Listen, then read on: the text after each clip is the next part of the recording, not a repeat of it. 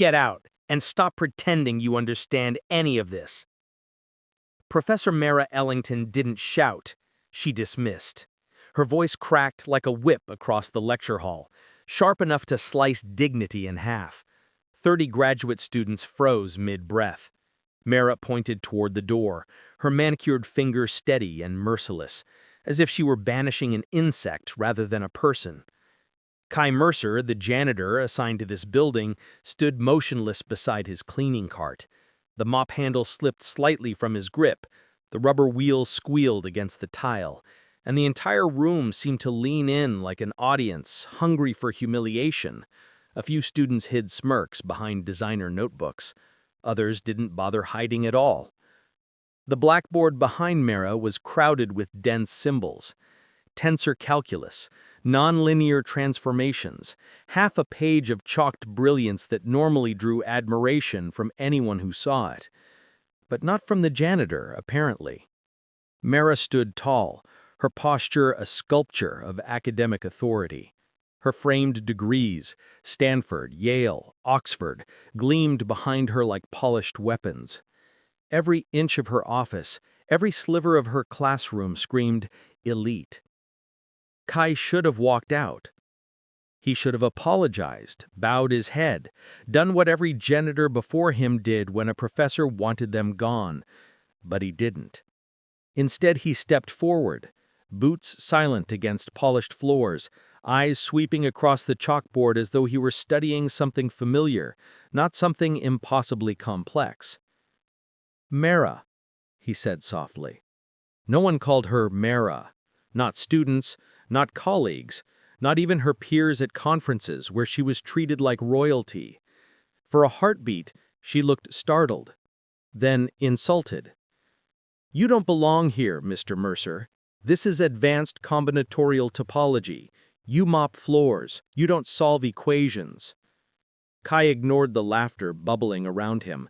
His gaze traced the chalk lines, the symbols, the leaps of logic she had written too quickly, confident no one in the room could possibly follow well enough to challenge her. There's a flaw, right there, in your third transformation. Silence. A heavy, suffocating silence. The air thickened as 30 heads snapped toward Mara's board. Her jaw tightened. She turned. Her eyes scanned the exact line he referenced, and in that one flicker of hesitation, barely half a second, the room saw something they had never seen before. Doubt. It was microscopic, but it was there, and it spread like electricity. A murmur swept through the hall. Did he? No way. He's just the janitor. Professor Ellington never makes mistakes. Mara slowly faced him, her expression smooth but her eyes blazing. You think you can challenge me? She asked, her tone balancing between disbelief and fury. In my own lecture hall? Kai didn't raise his voice. He didn't puff out his chest. He just kept staring at the board, the chalk, the subtle misalignment of two variables that changed the entire outcome. Your mapping function collapses incorrectly, he said simply. You constrained the wrong parameter. Another wave of whispers crashed through the room. Mara felt heat lance through her body. Not embarrassment, she'd never allowed herself that emotion, but anger. Raw, territorial anger. How dare he? How dare a man who scrubbed floors tell her, that she was wrong? Her entire identity was built on brilliance, on being the mind no one could challenge, on being the woman too intelligent to be doubted, too sharp to be wrong. And yet she couldn't unsee the mistake he had pointed out. She grabbed a piece of chalk. Her hand trembled, just a twitch, but to an audience of 30 pairs of fascinated eyes, it might as well have been a full quake. Mara corrected the symbol, then the coefficient, and the transformation following it. Piece by piece, she rewrote the line. When she stepped back, her face drained of color. Because Kai had been right. Perfectly, precisely, unforgivably right.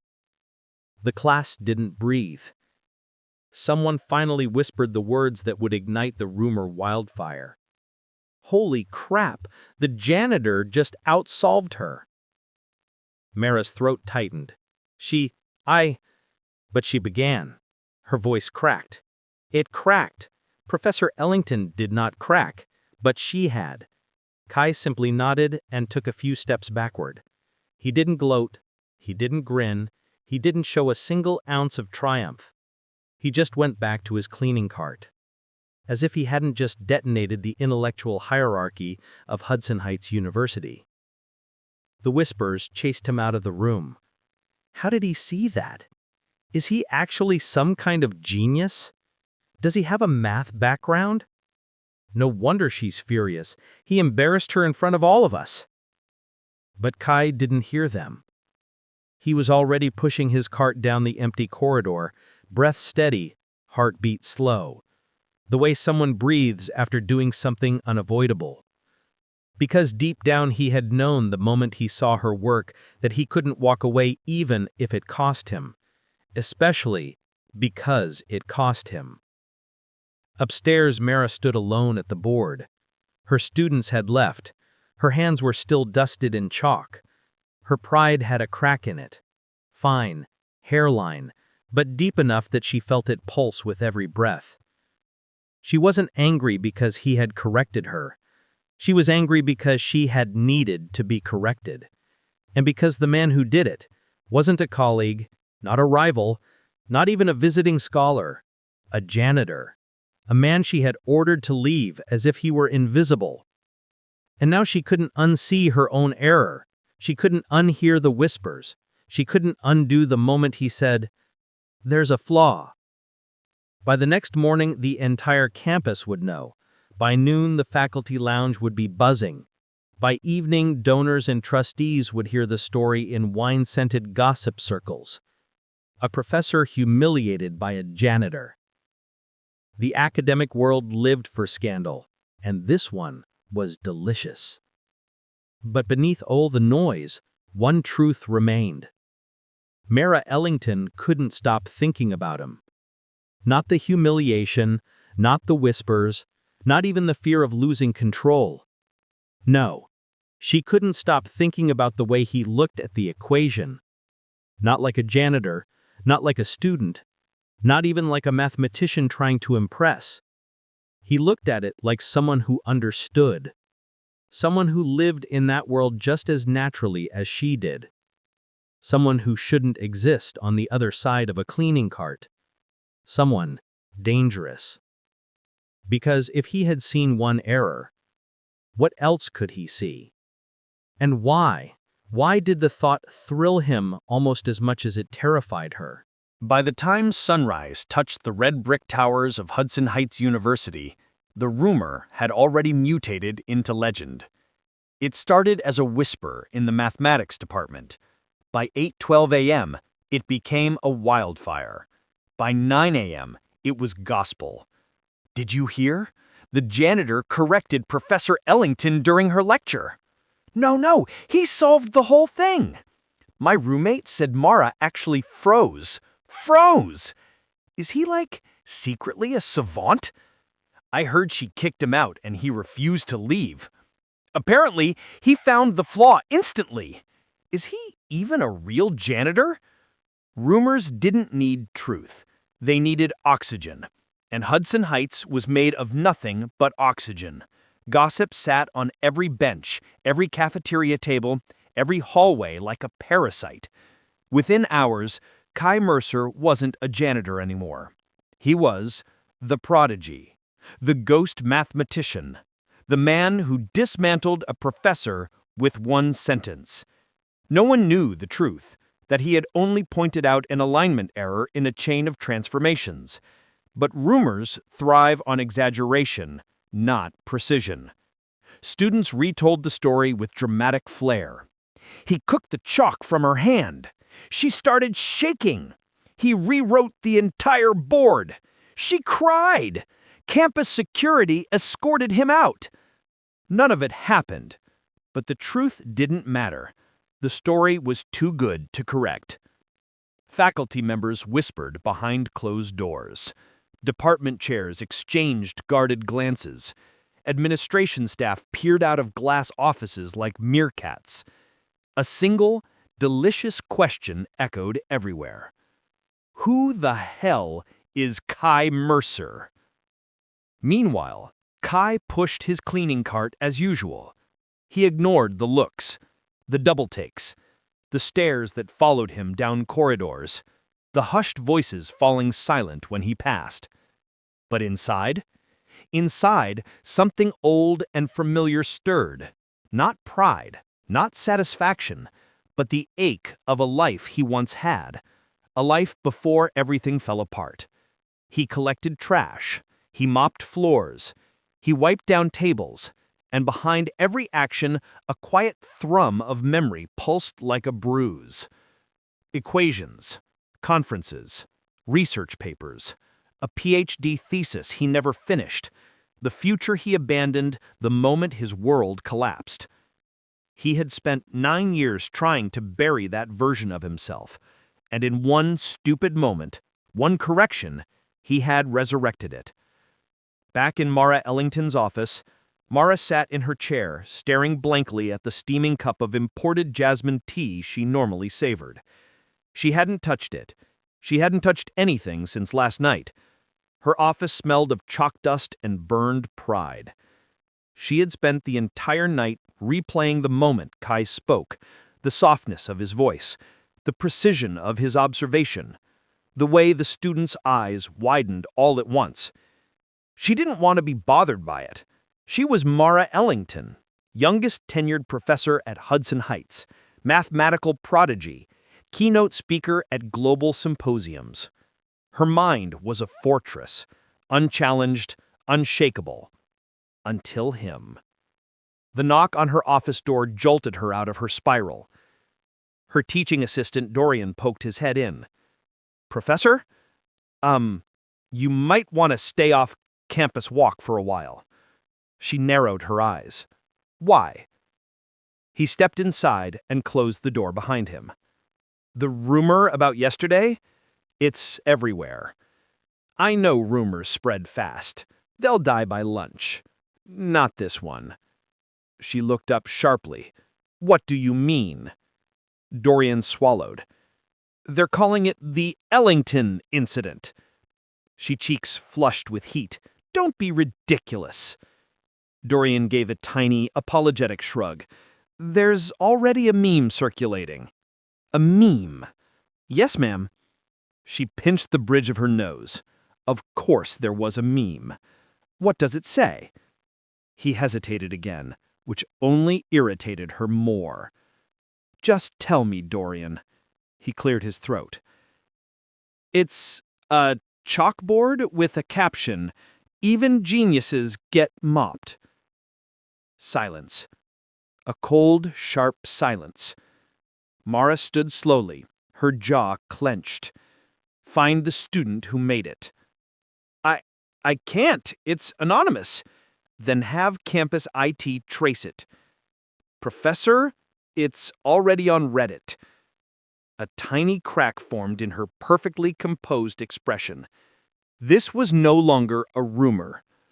It was a humiliation. And not just because she made an error. Professors made errors all the time. No. It was because of who found it. A janitor. A man she had dismissed without looking at him twice. A man she had underestimated with her whole chest, and because of it, her academic credibility, her identity was under siege. Meanwhile, Kai had a different problem. During his afternoon shift, 2 students approached him outside the engineering building. Both wore expensive jackets, carried shiny laptops, and looked like they never cleaned anything in their lives. "Hey," one said, "you're the guy, right?" Kai kept pushing his cart. "Just doing my job." "No, seriously," the other insisted. "We heard you're some kind of genius." Kai paused. Genius. Once upon a time, professors had said the same thing, before everything burned down. "I'm not," he said quietly. But the students didn't buy it. "You solved Ellington's equation." "No," Kai corrected softly. "I just noticed something."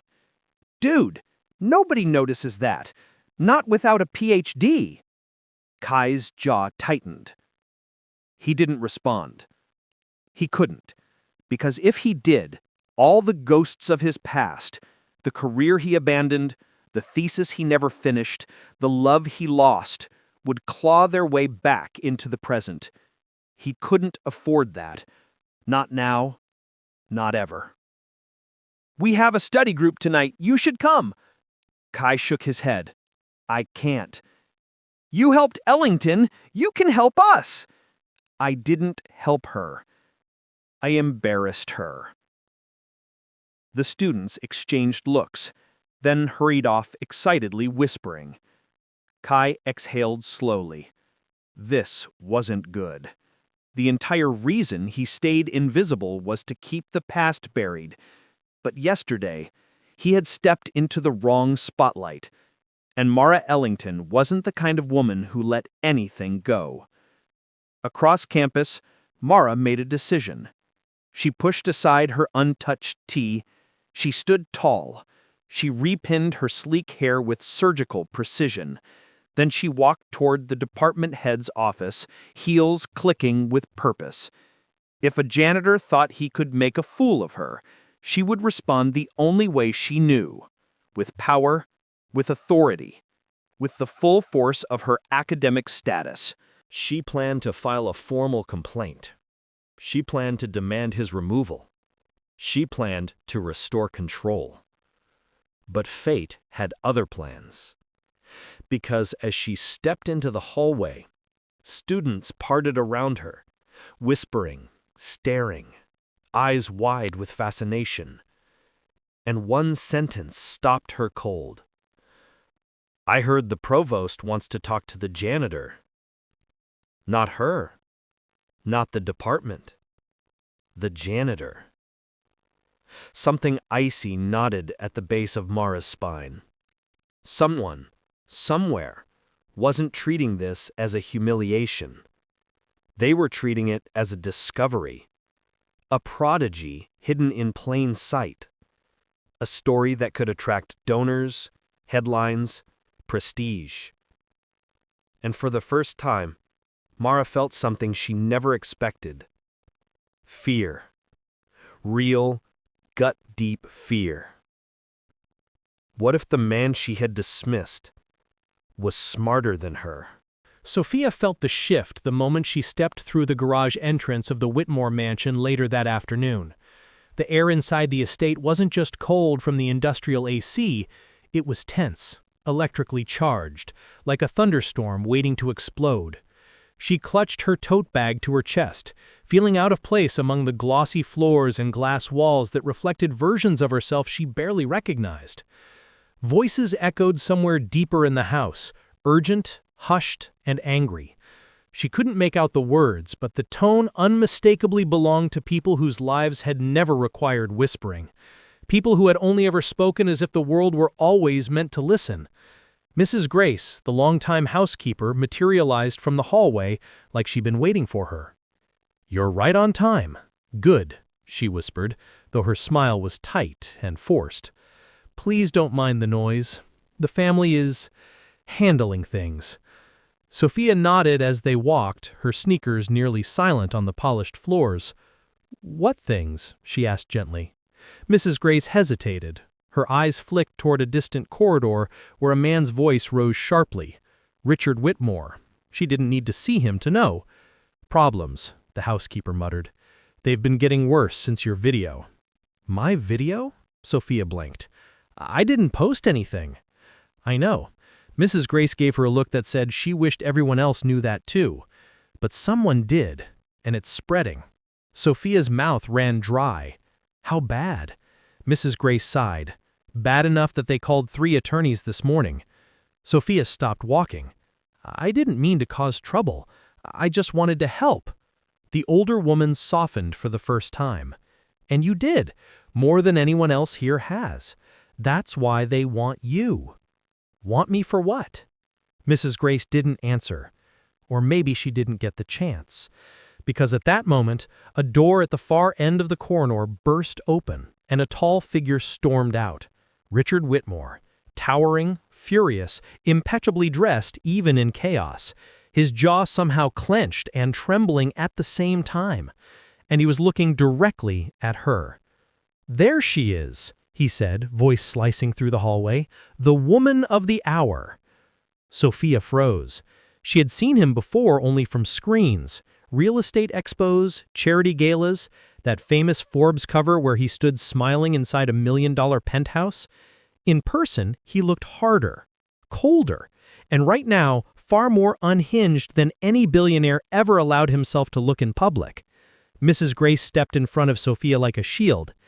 "Mr. Whitmore, she just arrived. She isn't—" But Richard brushed past her. "You!" he pointed at Sophia. "You're the nanny?" "I used to be. I just came to check on my son." His voice cracked in a way that told her anger wasn't the only emotion eating him alive. "You think you can walk in here and do as you please? Stir up the entire internet? Humiliate my family?" "I didn't post anything," she said calmly. "Does it matter? It's out there." Richard stepped closer. "The bleeding heart nanny from the wrong side of LA against the billionaire couple. Great narrative. Convenient." Sophia's pulse hammered, but she didn't back down.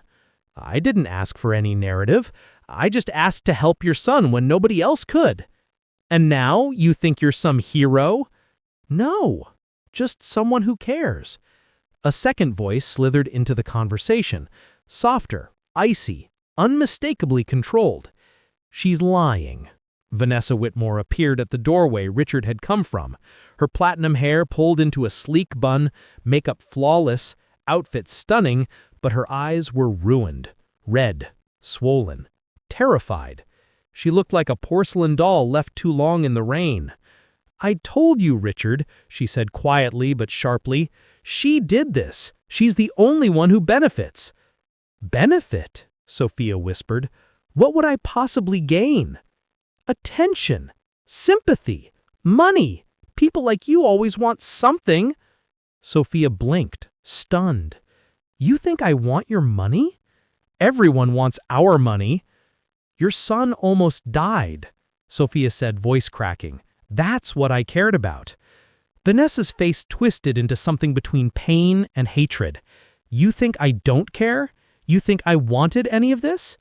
"I didn't say that." "You implied it." Sophia took a breath. "I don't want a fight. I just want truth."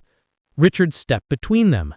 "Truth is what we're trying to protect. This family is under attack, and I won't let anyone, even someone who claims to care, destroy us from inside." Mrs. Grace cleared her throat loudly, stepping forward again. "Maybe we should move this conversation somewhere more private." But no one listened. The storm had already begun. A small, trembling sound drifted down the hall behind them. A child's whimper. Then another. Then, "Mommy." Liam. Sophia's heart tore open. The toddler stood at the top of the stairs, small hands gripping the railing, his hair tousled, pajamas wrinkled. He looked pale still, tired, but awake, alert, aware. Every adult froze. Vanessa gasped. "Baby, why are you out of your room? You should be resting." But Liam didn't look at her. He looked at Sophia. And his face lit up. "Sophia!" he squealed, stumbling down the steps as fast as his little feet could carry him. Sophia instinctively lunged forward and caught him at the bottom.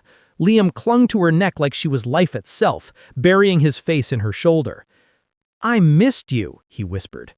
The hallway went silent. Vanessa's face crumpled. Richard's eyes widened with something dangerously close to guilt. Because they all saw it. The connection, the trust, the bond their money had not been able to buy. Sophia gently rubbed the toddler's back. "I missed you too, sweetheart." Liam pulled back slightly, tiny brows scrunching. "Don't go. Please don't leave me." Vanessa inhaled sharply like she'd been stabbed. Richard looked away, jaw clenched. Mrs. Grace's eyes filled with understanding. Sophia felt tears pricking her own eyes. I only came to visit. I didn't know if you wanted me here. I want, Liam said, nodding furiously. I want. And that was the collision point. The moment everything they'd been trying to hide cracked open. Vanessa stepped forward shakily. Why? Why does he only respond to her? Richard's voice was tight, because she wasn't part of this household until the end. Sophia frowned. What does that mean? But before he could answer, someone else appeared down the hallway, a tall man in a suit, carrying a leather portfolio, eyes sharp and clinical. The family attorney. He looked at Sophia like she was a problem he'd been hired to solve.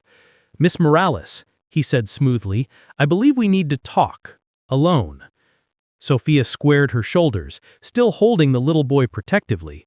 About what? She asked. But she already knew. The truth, the rumors, the secrets. The fact that a poor nanny from East LA had become the most dangerous person in the wealthiest home in Beverly Hills. Sophia didn't like the attorney the moment she saw him. Something in the way he examined her, slowly, methodically, like she was an object being appraised for flaws, made every muscle in her body tense. Even the air around him felt rehearsed, like he'd practiced how to fill a room without looking threatening. But to her, he did. Liam's tiny arms tightened around her neck as the man approached. Miss Morales, he repeated calmly, we need to discuss recent developments. Sophia took a step back. I'm not talking to anyone without knowing what this is about. Richard lowered his voice. You know exactly what this is about. No, Sophia said sharply. I really don't. The attorney clasped his hands behind his back.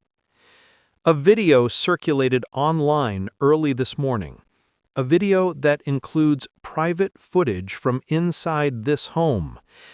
A video that features you. I didn't make any video, she insisted. No one said you made it, the attorney replied coolly. But it does originate from your old phone. Sophia's blood ran cold. My phone? Someone stole it months ago. Precisely. The attorney gave a small, polite smile that didn't reach his eyes. That's what we need to clarify. Richard stepped closer, voice low and dangerous. If someone used your device to record inside my house, inside my son's bedroom, then we need answers, immediately. Sophia felt her heart hammering. You think I had something to do with that? No one is accusing you, the attorney said smoothly. Not yet, but we need cooperation. Sophia straightened her back. I have nothing to hide. That's excellent, he murmured, because the family would rather not escalate this into a legal matter. Liam burrowed deeper into her shoulder, sensing the tension. She stroked his hair instinctively. Vanessa, who hadn't moved since her son ran to Sophia, finally spoke. Let her breathe, she snapped quietly. She's holding our child. Her voice shook, but there was real emotion in it. The attorney stepped aside reluctantly. Mrs. Grace intervened, her voice firm. Let's go to the sunroom. It's more private. They moved as a group through the hallway, the house echoing with every step. It was the kind of silence that wasn't empty, but heavy, filled with the things unsaid. Sophia sat on the edge of a white sofa, still holding Liam. He refused to be put down, and she didn't have the heart to force him. Across from her sat the attorney, Richard, and Vanessa. Mrs. Grace stood quietly near the window, arms crossed, her expression unreadable. The attorney placed a tablet on the coffee table. He tapped the screen. A paused video appeared. Sophia felt her breath leave her chest. It was a clip inside Liam's bedroom. She was rocking him to sleep. The timestamp said it was from her third night working for the family. Her voice played faintly in the background, a lullaby she didn't even remember singing. "Someone recorded me," she whispered. This is illegal. This is a crime." "Yes," the attorney said, "which is why we need to know who took the recording." "I told you," she snapped, her voice rising despite herself. "My phone was stolen." Richard leaned forward. "When?" "3 months ago. I was coming home on the bus. I fell asleep for maybe 2 minutes.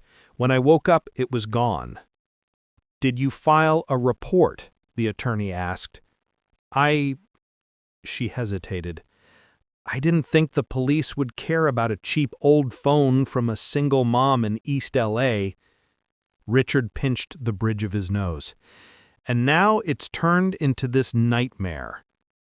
Vanessa stared at the tablet, her eyes glistening.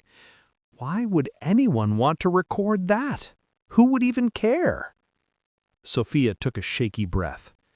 Someone who wanted leverage. Silence. The word hung in the air like a bomb. Richard paced slowly. "We've had people try to come after us before. Former employees, stalkers, competitors. But this feels different." "It is different," Sophia said quietly. "Whoever did this knew 2 things. 1, filming a sick child would tug at the world's heartstrings. And 2, she met Richard's eyes, it would make you 2 look negligent." Vanessa's face paled. Mrs. Grace stepped forward finally. "We need to consider the possibility that someone inside the house, past or present, had access." Richard turned sharply. "Are you suggesting one of my staff would betray us?" Mrs. Grace didn't flinch. "I'm suggesting someone did." The attorney cleared his throat. "At this point, we need a list of everyone who has been in the child's room in the last 4 months. "There are dozens," Richard muttered. "Night nurses, consultants, specialists, family friends." "And me," Sophia said quietly. Richard looked up, eyes sharp. "Why would you say that?" "Because everyone here comes from your world," Sophia replied. "Everyone else has money, connections, or something to lose. I'm the outsider." "That doesn't make you guilty," Vanessa said unexpectedly. Everyone turned to her. She swallowed. "It just makes you easy to blame." Sophia's chest tightened. Vanessa looked at the attorney, her voice cracking. "Have you spoken to the digital forensics people?" "They confirmed the video came from a device registered to Miss Morales, but that doesn't mean she uploaded it." Sophia blinked. "Stored videos?" Vanessa's eyes narrowed. "There are more?" The attorney exhaled. "Yes." Sophia felt physically ill. "There are 4 other recordings," he continued, "all taken during your first week here. All of them moments you wouldn't have noticed. Feeding the child, holding his hand during a fever episode, singing to him. Harmless moments, but—" He tapped the screen again. "In the wrong context, very damaging." Richard's voice hardened. "Damaging to whom?" The attorney didn't answer. He didn't have to. Everyone knew. Vanessa's voice trembled. "This could ruin us." Sophia stood up abruptly. "I didn't record anything. I didn't leak anything. I didn't know any video existed until 5 minutes ago." Richard rose too, looming. "Someone wants to destroy my family, and I need to know one thing. How do you fit into that plan?" Liam began to cry softly, overwhelmed. She held him close, her own voice breaking. "I fit into this because I cared enough to show up when your son was starving. That's it. That's all. I have no agenda, no power, no reason to hurt you." Richard stared at her.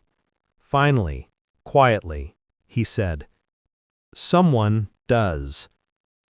Mrs. Grace glanced toward the hallway, whispering, "Then you should tell her." Everyone turned to her. Richard's jaw clenched. Vanessa's eyes widened. The attorney stiffened, like he'd heard something he wasn't supposed to. Sophia's heart thumped. "Tell me what?" Richard looked down at the floor, an unfamiliar posture for a man who spent his life above everyone. When he finally lifted his gaze, the truth inside it was fractured. "There's more to Liam's illness," he said, "more than anyone outside this house was ever supposed to know." Sophia felt the world tilt. "What more?" Richard exhaled shakily. The reason he stopped eating wasn't medical. It was intentional. The room went still. Dead still. Sophia whispered, "What are you saying?" Vanessa's voice cracked. "Someone did this to him." Sophia froze. Her heartbeat pounded in her ears. Someone had starved a toddler on purpose. Someone had targeted the child everyone thought was just mysteriously ill. Someone had filmed Sophia caring for him to manipulate the narrative. Someone had wanted to use her as the perfect scapegoat. The breach wasn't the video. It was the truth finally leaking through the walls of the mansion. "Who?" Sophia breathed. Richard looked at his attorney. The attorney looked away. And Mrs. Grace, the quiet housekeeper who had seen decades of the family's secrets, whispered the name. One Sophia never expected. Clarissa Whitmore. The name landed in the center of the room like a live grenade. Sophia's breath hitched. She didn't recognize it. But the way Richard's shoulders tensed, the way Vanessa pressed a trembling hand to her mouth, told her this wasn't just any name. This was someone powerful, someone dangerous, someone with access, and someone the entire family had hoped would never be spoken aloud. Richard dragged a hand through his hair. "Grace?" "She deserves to know," Mrs. Grace snapped, her voice sharper than Sophia had ever heard. "She's in the middle of this, whether you like it or not." Vanessa stood abruptly. "Clarissa wouldn't hurt Liam. She loves him." Mrs. Grace shook her head slowly. "No, she loves control." Sophia's heart began racing. "Who is she?" Richard closed his eyes for several seconds before finally answering, "My sister." A sister. A Whitmore. A blood relative. Sophia sank back onto the couch, her arms instinctively tightening around Liam. He sensed a tension again and pressed his tiny forehead into her shoulder. Vanessa rubbed her temples.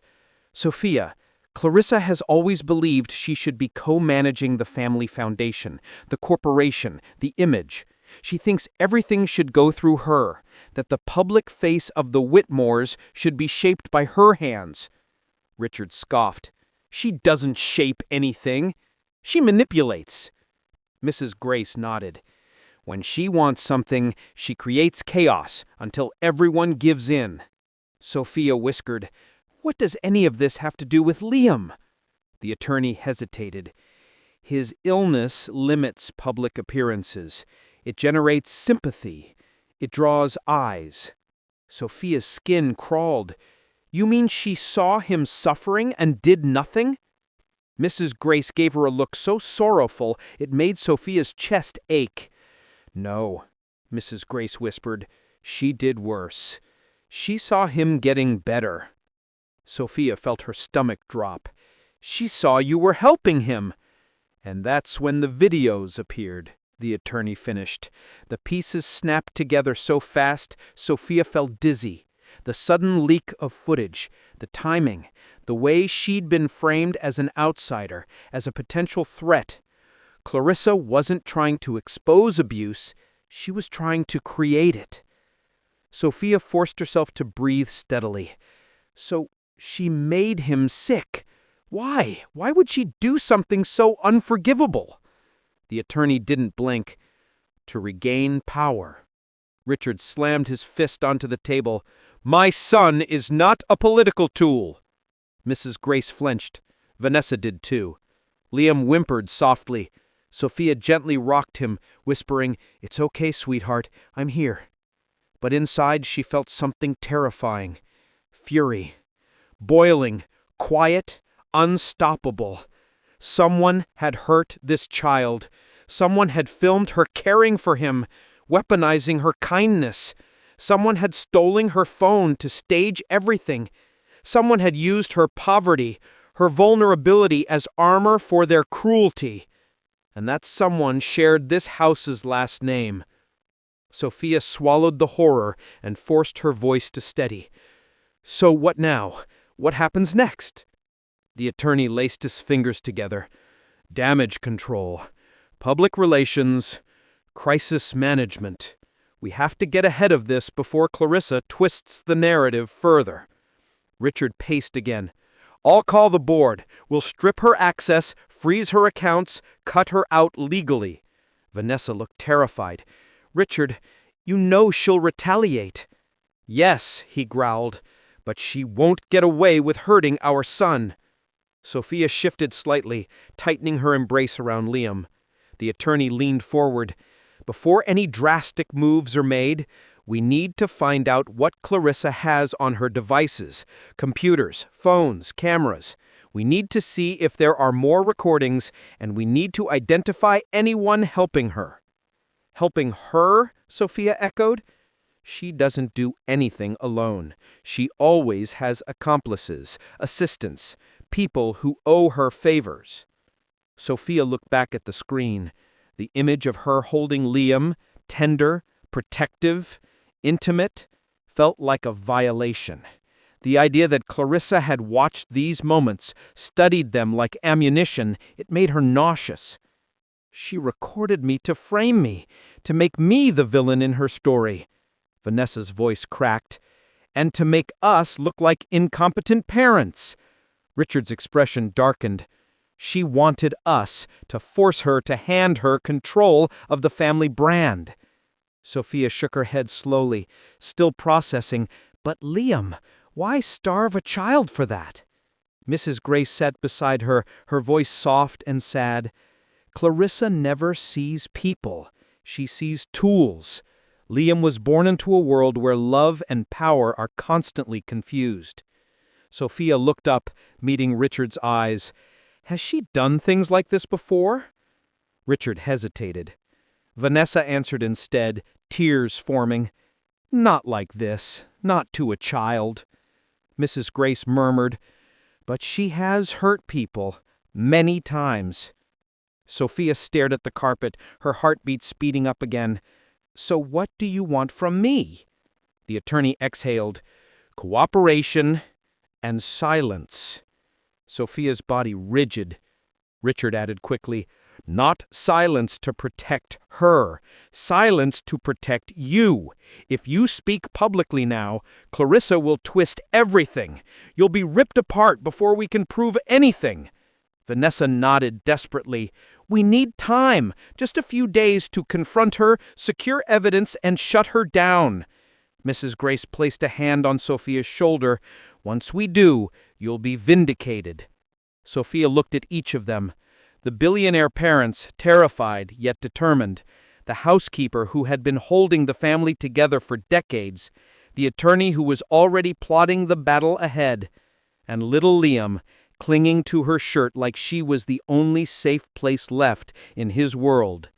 Sophia's voice was barely above a whisper. You want me to keep quiet so you can protect your reputation? Richard stepped forward sharply. No, so we can stop a monster. Sophia met his stare. For the first time since she'd met him, she saw something real in his eyes. A father. Not a CEO, not a billionaire. A father. Terrified of losing his child to someone in his bloodline. Sophia took a long, uneven breath. So, what do I need to do? Before the attorney could speak, the mansion's security alarm blared suddenly, echoing through every corridor. Everyone jumped.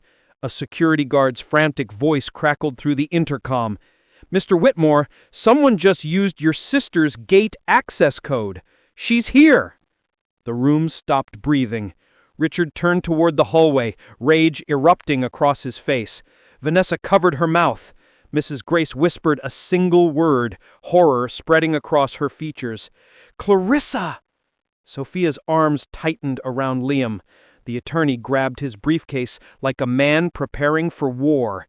Richard growled, "She thinks she can walk into my home after what she's done?" Vanessa trembled. "Richard, don't confront her alone." Sophia stood, heart pounding. What is she going to do? No one answered, but the shadows outside the glass doors stretched longer. Footsteps echoed in the hall, slow, confident, uninvited. And when they stopped just beyond the sunroom doorway, a woman's voice, smooth as poison and twice as deadly, floated through the silence. "Well then, isn't this a cozy little gathering?" The leak hadn't simply been digital. It had walked right through the front door. Clarissa Whitmore stepped through the doorway as if she owned the sunlight. Tall, elegant, draped in a tailored charcoal coat that looked like it cost more than Sophia's annual salary. Her blonde hair was pinned in a perfect coil, her lips sharpened into the kind of smile that belonged on a villain painted by a Renaissance master, beautiful, cold, and utterly aware of its own power. She didn't look at Richard first. She didn't look at Vanessa. She didn't look at the attorney or Mrs. Grace. Her eyes went straight to Liam, and to Sophia, holding him. "What," Clarissa said, voice dripping with honeyed poison, "is the maid doing with my nephew?" Sophia didn't speak. Her arms simply tightened around Liam's small frame. Clarissa's smile widened, delight flickering behind it, as if she found this tension entertaining. Richard moved first, stepping between Clarissa and his son. "Put that smirk away." Clarissa blinked, unbothered. "Brother, is that any way to greet family, especially one who arrived out of concern?" Vanessa scoffed so loudly Sophia almost jumped. "Concern? You think showing up unannounced after leaking private video footage counts as concern?" Clarissa placed a hand over her heart in dramatic mock hurt. Vanessa, don't tell me you believe those silly rumors. The footage came from somewhere inside the house, yes, but how could anyone possibly assume it was me?" The way she said "me" carried a kind of aristocratic insult, like the very notion was beneath her. Richard's temper snapped. "You filmed my son starving and leaked it to smear us!" Sophia felt Liam tense in her arms. She whispered, "Shh, baby, it's okay," even though she wasn't sure anything was okay anymore. Clarissa's smile widened, delight flickering behind it, as if she found this tension entertaining. Richard moved first, stepping between Clarissa and his son. "Put that smirk away." Clarissa blinked, unbothered. "Brother, is that any way to greet family, especially one who arrived out of concern?" Vanessa scoffed so loudly Sophia almost jumped. "Concern? You think showing up unannounced after leaking private video footage counts as concern?" Clarissa placed a hand over her heart in dramatic mock hurt. Vanessa, don't tell me you believe those silly rumors. The footage came from somewhere inside the house, yes, but how could anyone possibly assume it was me?" The way she said "me" carried a kind of aristocratic insult, like the very notion was beneath her. Richard's temper snapped. You filmed my son starving and leaked it to smear us. Sophia felt Liam tense in her arms. She whispered, "Shh, baby, it's okay," even though she wasn't sure anything was okay anymore. Clarissa tilted her head, studying Sophia, as though trying to determine which angle would make Sophia easier to crush. "And what exactly are we caring about here, dear?"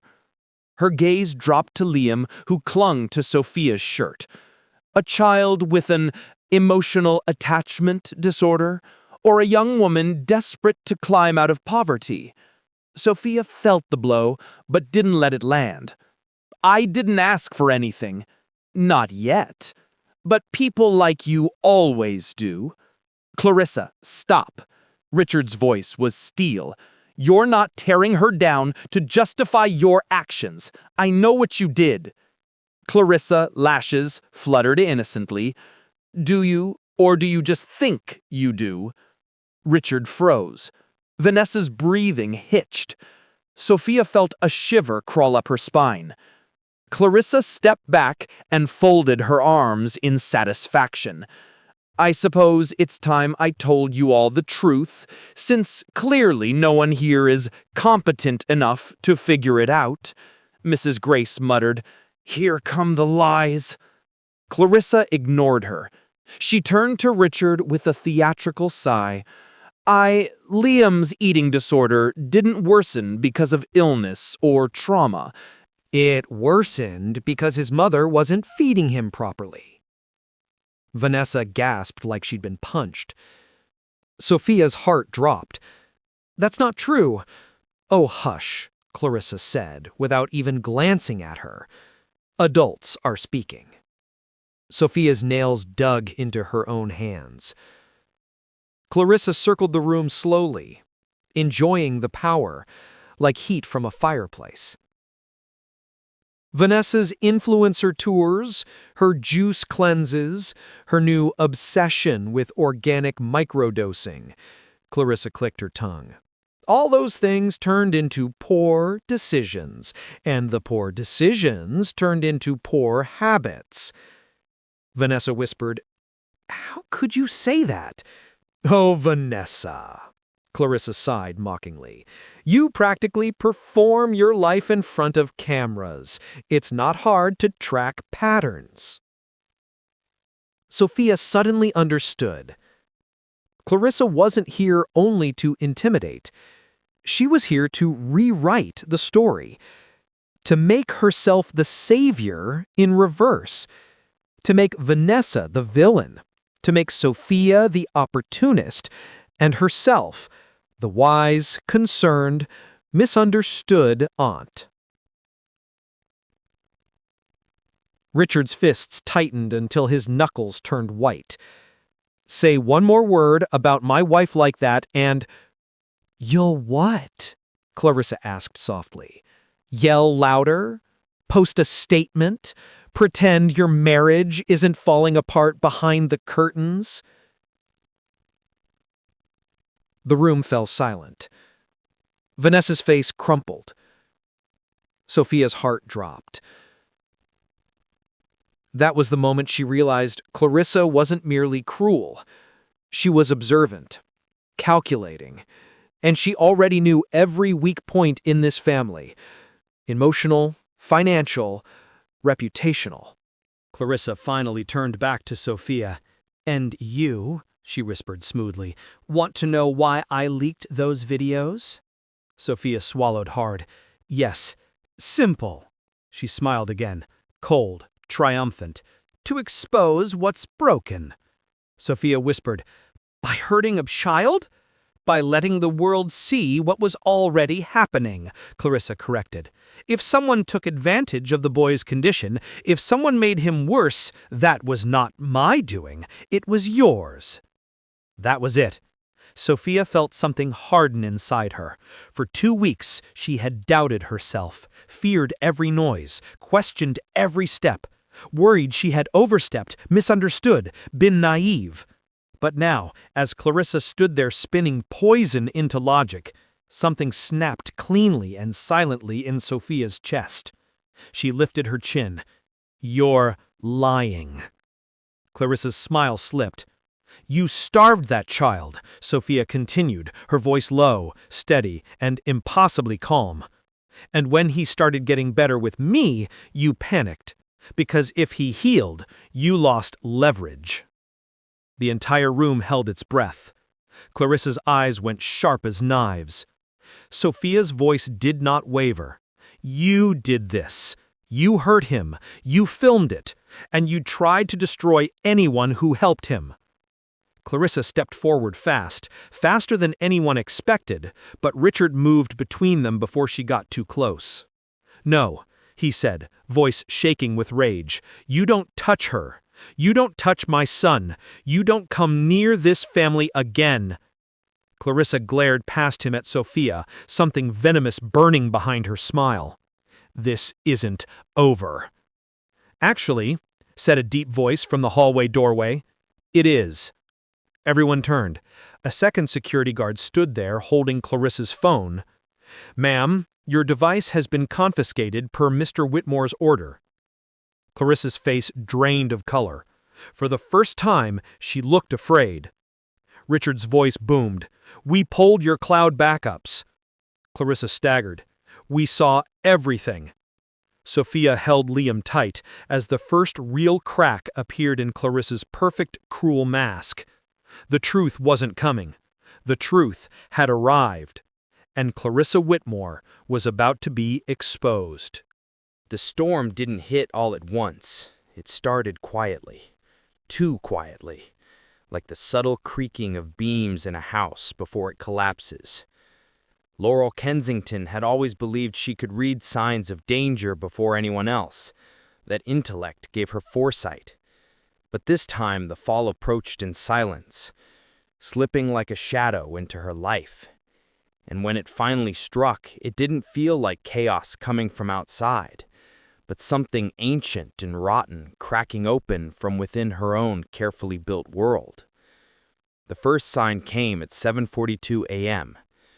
She walked through the math department hallway, her heels tapping a rhythm of practiced confidence, chin lifted just enough to assert authority without appearing insecure.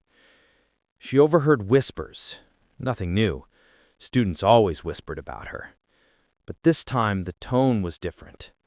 Hushed, electric, almost fearful. "Did you read it? Oh my God, she knew? For years? No wonder she hates him. Imagine losing your spot to a janitor." Laurel's heartbeat spiked. She slowed. A pair of undergrads immediately straightened and looked away, pretending to be engrossed in their phones. She continued walking, but the hallway suddenly felt narrower. The air thicker. Her palm grew damp around the handle of her leather bag. She reached her office and froze. A printed article had been taped to her door. "The Silent Genius in the Janitor's Closet. Why Hudson Heights Failed a Prodigy." Her hands went cold. She ripped the paper down, scanning the text.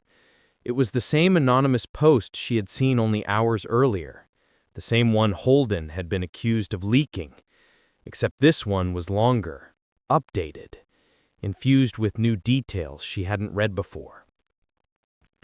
Hudson Heights University ignored Holden Caraway's past academic contributions, brushed aside his previous doctoral research, and allowed a brilliant mind to be buried under custodial duties. Laurel's pulse hammered. Then she reached the part that made her vision blur. Sources report Professor Laurel Kensington was aware of Holden Caraway's past long before the classroom incident.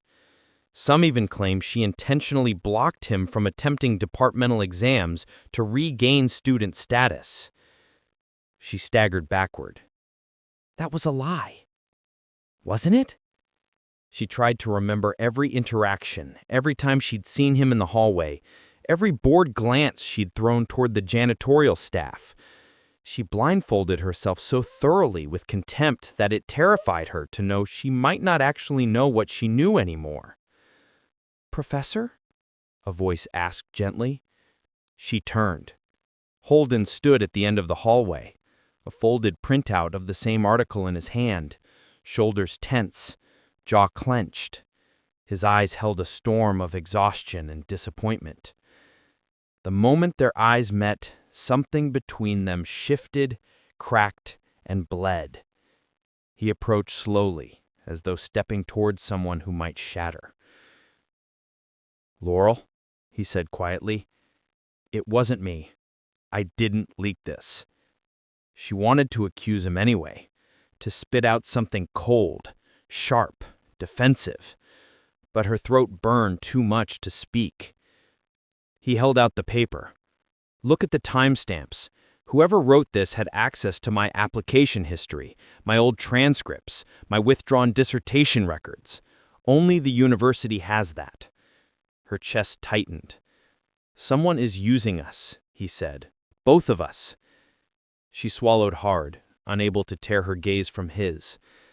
"I didn't know about your past," she whispered, "until the night you told me.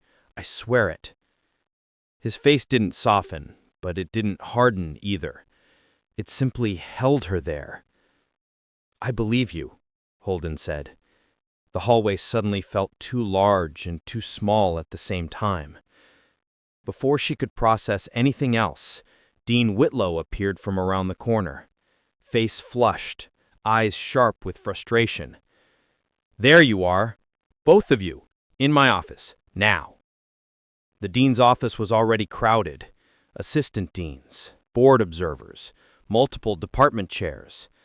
A tribunal disguised as a meeting. Laurel felt her pulse spike as they all turned. Their eyes weren't angry, they were hungry. This was entertainment. Career gossip. The downfall of a star professor. They'd dine on that for years. Dean Whitlow dropped a folder onto the table with a thud. "Before we begin, we need to address the biggest threat this institution has faced in years." Laurel's stomach twisted. "The press." Her breath left her lungs. Multiple newspapers had somehow picked up the anonymous story overnight.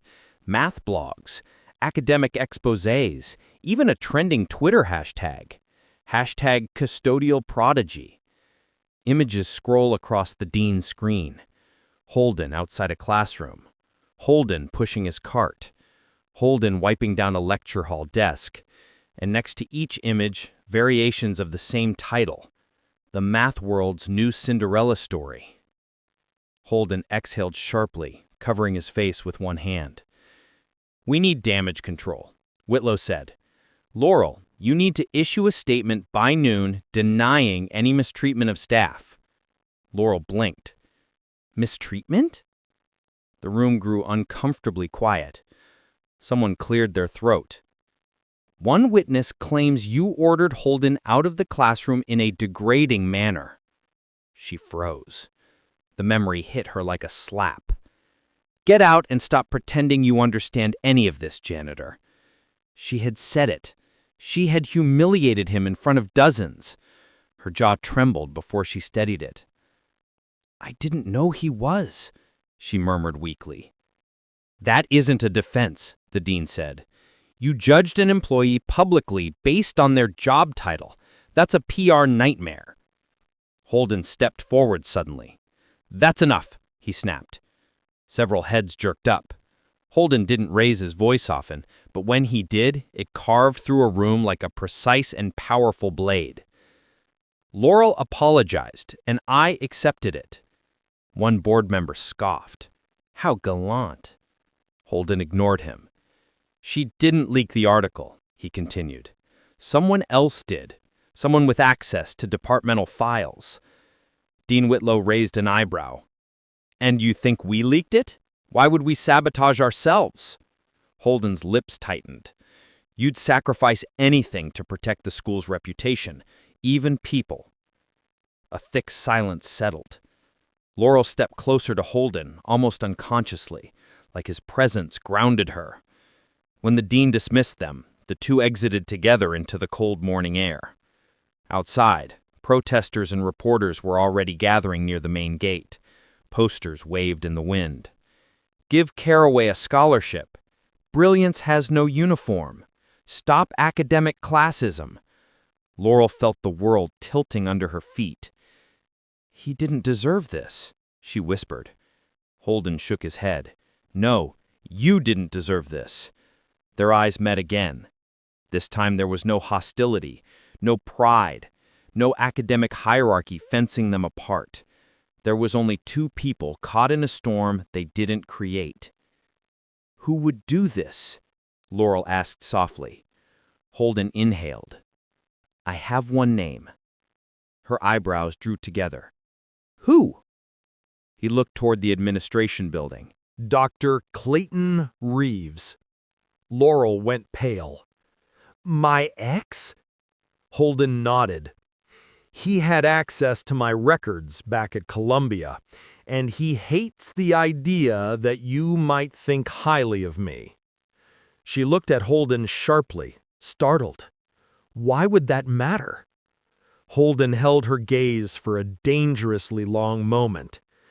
Because some people can see what you're trying so hard not to. Laurel's breath caught. Before she could speak, a voice called her name from across the courtyard. A voice she once adored. A voice she now dreaded. Clayton. He walked toward them, arrogant confidence radiating, a mocking smile tugging at his lips. Laurel, he drawled, eyes glinting with venom toward Holden. We need to talk, privately. Holden stepped forward protectively.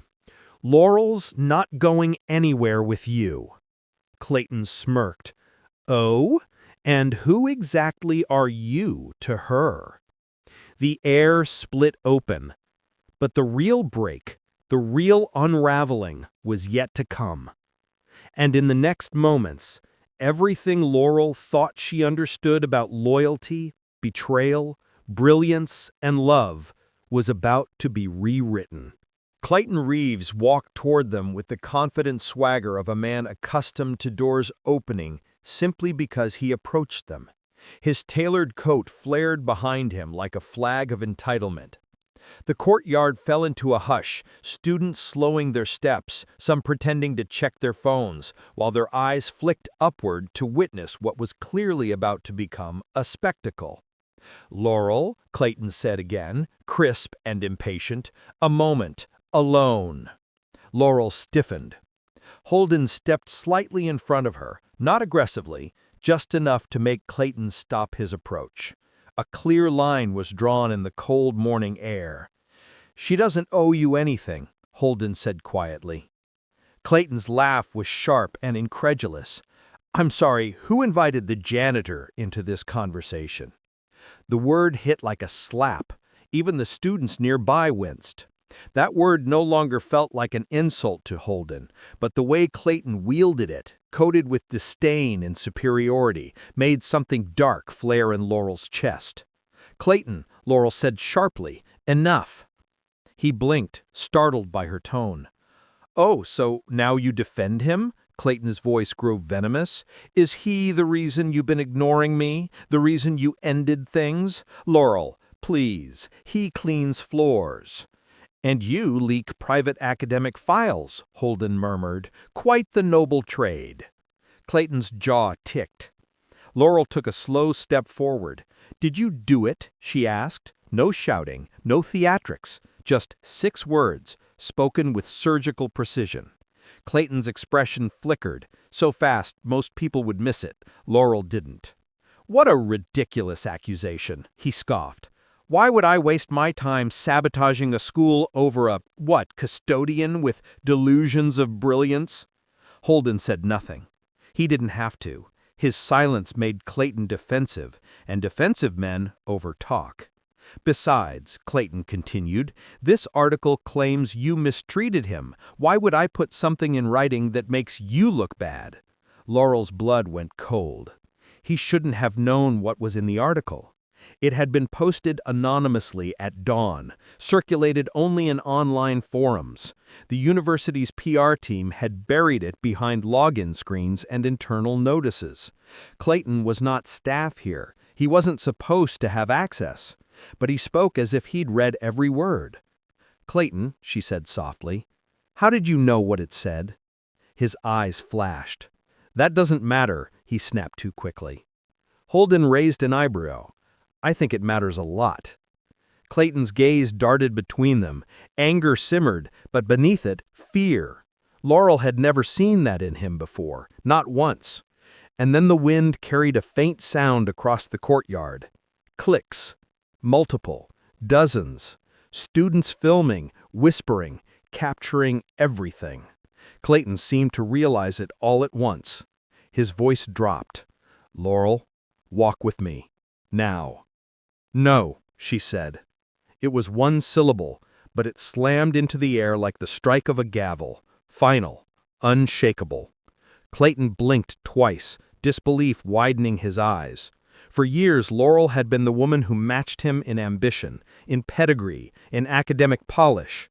She moved through their world of conferences and faculty galas the same way he did, sharp, controlled, untouchable. But now she stood beside a man pushing a cleaning cart, and yet she looked more solid than Clayton had ever seen her. "This isn't over," Clayton hissed. "You'll regret choosing him." Laurel's voice remained steady. "I didn't choose anyone. But I am choosing who I refuse to be." Clayton clenched his jaw and slammed his shoulder into Holden as he stormed off, a childish shove that demonstrated precisely what he had become, an insecure man watching his facade crumble. The courtyard slowly resumed movement, but no one forgot what they'd witnessed. "Are you okay?" Holden asked quietly. Laurel closed her eyes for a moment. "No, but I will be." He nodded. They walked side by side in silence toward the administrative building. The day felt heavy, dense with invisible threats. Every window seemed to hold someone watching. Every corner seemed to whisper rumors. Inside, the university's PR team was in crisis mode, phones ringing nonstop, a dozen staff scrolling frantically through social media, muttering about trending hashtags, alumni calls, and potential donors pulling funding. The moment Laurel entered, all eyes snapped toward her. "There she is," someone breathed. "As if this is all her fault," another murmured. Holden felt her tension spike. The PR director, a thin woman with steel-colored hair, strode toward them with a tight smile. "Professor Kensington, Mr. Carraway, we need statements from both of you." Holden stiffened. "I'm not making a statement until I know what's being done to investigate the leak." "Investigate?" she laughed dryly. "Honey, we're not interested in investigating. We're interested in surviving." The words sliced through the room. "You're treating him like a problem," Laurel said, voice trembling with frustration. "He's the victim." "No," the director corrected coldly. "This institution is the victim." Holden's hands curled into fists. "And your solution," he said, "is to silence us and pretend none of this happened?" The director gave him a patronizing smile. "Janitors don't dictate policy here." It was the same tone Laurel had used on him days ago. The shame hit her so hard, she physically stepped back. "Don't speak to him like that," Laurel snapped. "Oh, and what are you going to do, Professor? Resign? Please don't throw out offers you can't." "I can," Laurel said. A stunned hush fell across the office. Holden's eyes widened. "Laurel." She lifted her chin. "You want a headline? Here's one. Professor Laurel Kensington resigns in protest of institutional classism and the mistreatment of staff." "No," the director breathed. "You can't." "I can," Laurel repeated. "And I just did." People gasped. Phones paused mid-scroll. A junior PR assistant literally dropped her coffee. Holden stared at her, awestruck and horrified at the same time. "Laurel, you didn't have to do that because of me." She turned to him slowly. "I didn't do it because of you. I did it because of who I was becoming." For a long moment, they simply looked at one another. Two people standing in the ruins of a system built on arrogance, elitism, and unchecked power. A system Laurel was groomed to uphold, a system Holden had been crushed under, a system that underestimated both of them. The director recovered enough to scoff, "Well, congratulations, you've just destroyed your career." Laurel gave a faint, almost serene smile. "No, I finally stepped out of its shadow." Holden exhaled, a slow, trembling breath, as though something inside him finally loosened. Before anyone could speak again, the dean burst into the room holding his ringing phone. "We have a disaster. A breaking news segment claims someone inside the administration intentionally leaked Holden's files, and a source says they can prove it." The room erupted into chaos. "What proof? Who leaked it? Is this real?" Holden and Laurel exchanged a single look, one that didn't need words. They both knew Clayton Reeves was not finished. He was escalating. And whatever came next would determine everything.